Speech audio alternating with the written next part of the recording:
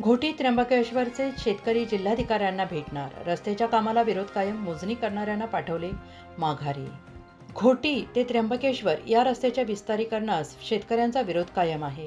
शेतकऱ्यांना विश्वासात घेत नाही तोपर्यंत इंचभरही जमिनीची मोजणी होऊ देणार नाही या भूमिकेवर शेतकरी ठाम असून पुढील आठवड्यात या संदर्भात जिल्हाधिकारी भूसंपादन अधिकाऱ्यांना भेटण्याचा निर्णय गुरुवारच्या बैठकीत घेण्यात आला। घोटी ते त्र्यंबकेश्वर या 52 किलोमीटरच्या रस्त्यासाठी 14 ऑक्टोबर रोजी शासनाने अधिसूचना जारी केली। त्यानुसार चौपदरीकरण रस्त्यासाठी 20 गावांमध्ये रस्त्यालगतचे भूसंपादन करायचे आहे। कुंभमेळ्याच्या नावाखाली हा रस्ता थेट वाढवण बंदरापर्यंत घेऊन जाण्याचे नियोजन आहे। रस्त्याच्या रुंदीकरणाला शेतकऱ्यांचा विरोध असून मोजणी करण्यासाठी येणाऱ्या खाजगी कंपनीचे कर्मचाऱ्यांनी पुन्हा त्यांना माघारी पाठवले आहे।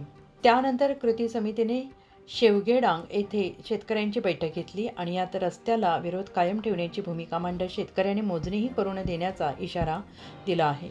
परस्पर कोणी शेतात मोजणीसाठी आल्यास त्यांच्या विरोधात थेट गुन्हा दाखल करण्यात येईल असा इशारा या शेतकऱ्यांनी दिला आहे आणि या संदर्भात जिल्हाधिकारी आणि भूसंपादन अधिकाऱ्यांची भेट घेतल्यानंतर पुढील भूमिका जाहीर करण्याचा निर्णय घेण्यात आला। यावेळी शेती कृती समितीचे अध्यक्ष नागेश गायकर, उपाध्यक्ष सपन परदेशी, विवेक कुटके, गोरख वाजे, भाऊराव डगळे, विलास आचारी, नवनाथ कोठळे यासह शेतकरी उपस्थित होते। प्रशासनाने शेतकऱ्यांना भूसंपादनाविषयी नोटीस बजावताना मागील महिन्याची तारीख टाकल्याचा आक्षेप या शेतकऱ्यांनी घेतला आहे।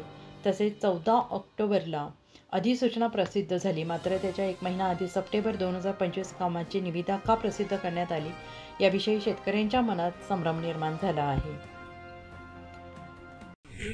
घोटी ते जव्हार 107 हे आमचा सर्व शेतकऱ्यांचा विरोध आहे। उत्तर महाराष्ट्र न्यूज नेटवर्कसाठी रामदासी त्र्यंबकेश्वर।